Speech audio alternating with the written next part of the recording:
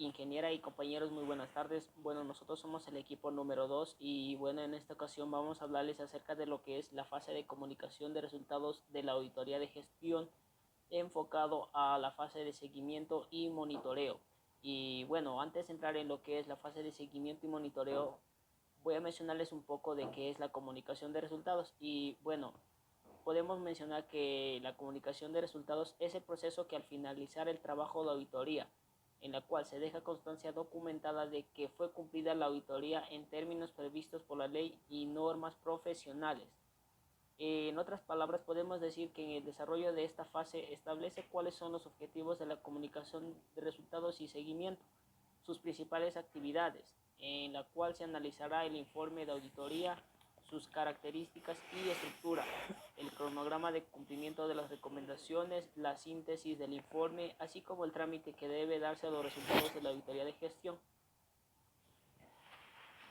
Para entrar ahora sí en lo que es el tema, tenemos lo que es la fase de seguimiento y monitoreo, en donde este capítulo se presenta en la fase de seguimiento de las recomendaciones de la auditoría de gestión, cuyo monitoreo y evaluación nos permite verificar su cumplimiento en la empresa.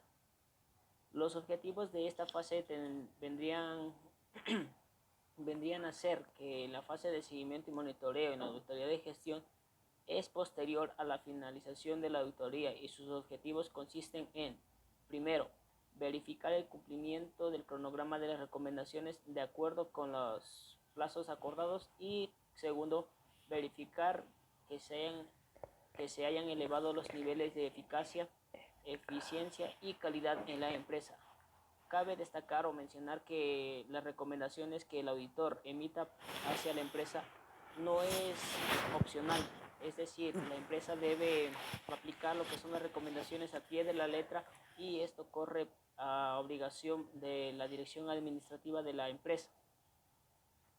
Tenemos también lo que son las implementación de las recomendaciones efectuadas por el equipo de auditoría, en la cual permite a la empresa generar valor agregado para la organización, brindar soluciones mediante las acciones correctivas necesarias, mejorar la productividad, la eficiencia y la competitividad de la entidad, mejorar los procedimientos del trabajo, fortalecer el control interno y la gestión de riesgo de la empresa y cumplir los objetivos planeados con eficiencia, eficacia y calidad. Bueno, a continuación mi compañera les hablará. Principales actividades en esta fase. En esta etapa, el supervisor y el equipo de auditoría, en base a los resultados entregados por los integrantes del equipo multidisciplinario, llevan a cabo las siguientes actividades. Redacción del borrador del informe de acuerdo con los hallazgos determinados. Esto se hace conjuntamente con el supervisor y el equipo operativo y, si es necesario, con la ayuda de algunos especialistas. Revisión por parte del supervisor, acuerdo con los ejecutivos sobre los comentarios, conclusiones y recomendaciones del informe. El borrador del informe, antes de su emisión definitiva, debe ser discutido en una conferencia conjuntamente con los responsables de gestión y los funcionarios relacionados con el examen. Se realiza la lectura del informe, se suscribe el acta de comunicación de resultados y finalmente la elaboración definitiva del informe de auditoría de gestión.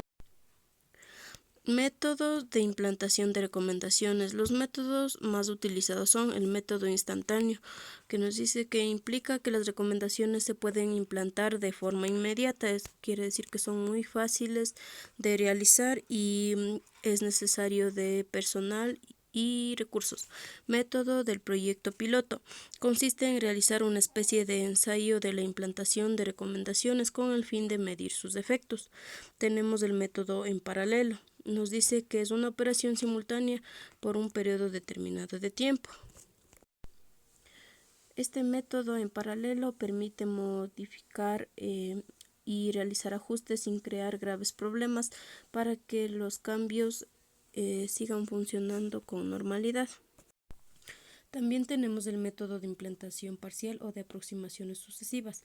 Este método se selecciona parte de los resultados de la auditoría para implantarlo, procurando hacerlo sin causar alteraciones. Cabe mencionar que en la práctica se implementa más de un método. Dotación para la implantación. Es importante reunir los recursos y documentos para fundamentar la implantación.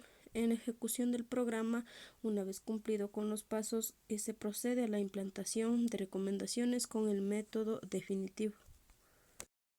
Bueno, para continuar, yo voy a hablar sobre el cronograma de implementación de las recomendaciones. Dentro de esto, los auditores con frecuencia deben elaborar una matriz denominada cronograma de implementación, que luego se entregará a la empresa con el objeto de que se comprenda a sus ejecutivos en su observancia y cumplimiento.